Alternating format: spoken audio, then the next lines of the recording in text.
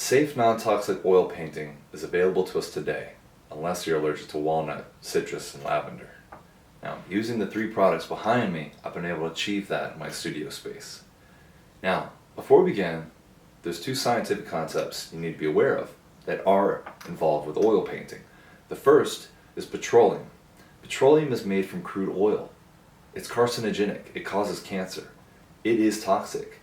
And we want to avoid any petroleum products in our oil paints, in our mediums that we mix with our paints, and in our solvents that we use to thin down or clean off our paints. Now, the second term is solvent. Solvents are liquids that dissolve solid particles.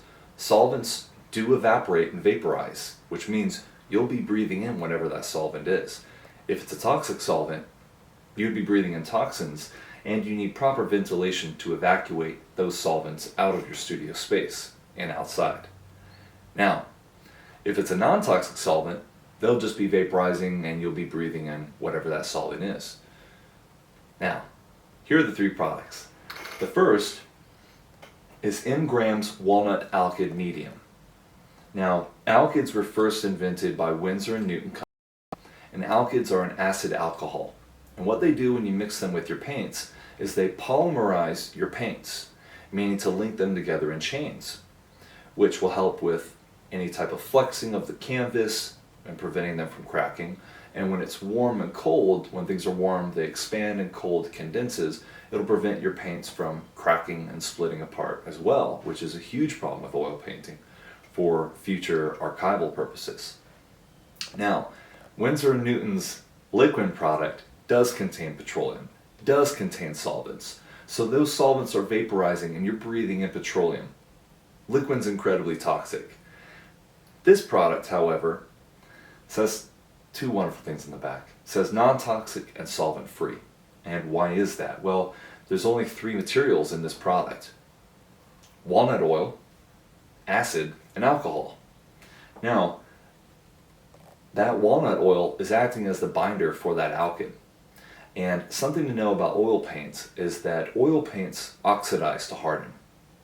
Unlike acrylics and watercolors, where the water evaporates and floats away and vaporizes away, oil paints will actually absorb oxygen molecules and harden to oxidize. So what this means is this walnut oil will just harden and nothing's actually evaporating. You do not need proper ventilation to use this product, and it's non-toxic. Now, the second two products are made by Chelsea Classical Studios. They are both solvents, which means they will both evaporate and vaporize in your studio, and you will be breathing them.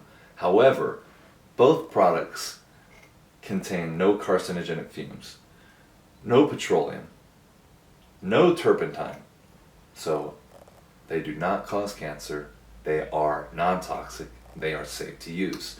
Now, the first product is lavender spike oil, and that is a turpentine alternative. Turpentine is toxic. Turpentine, odorless mineral spirits, Gamsol, they're all toxic to use. This is non-toxic.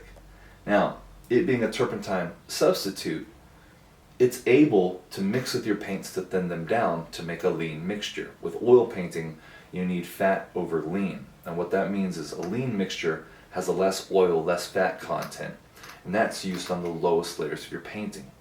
Now, fat layer means more oil, and that's used on the uppermost top layers of your oil painting. And again, that's to prevent cracking with that oxidation process.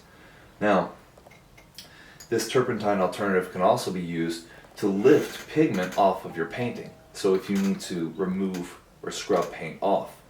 And it can be used to create drips or splattering effects by thinning down your paint.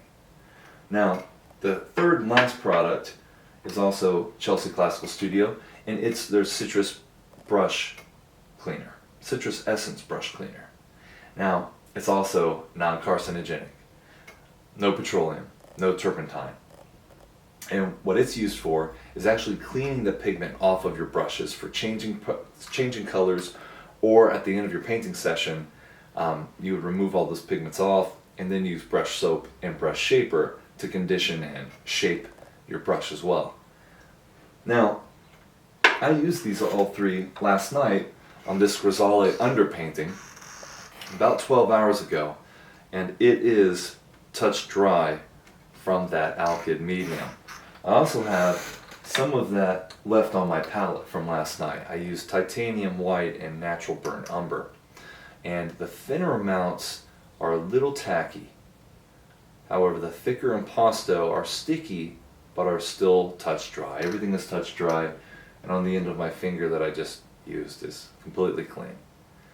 Now, I hope these three products can help your health and help your oil painting practice as well.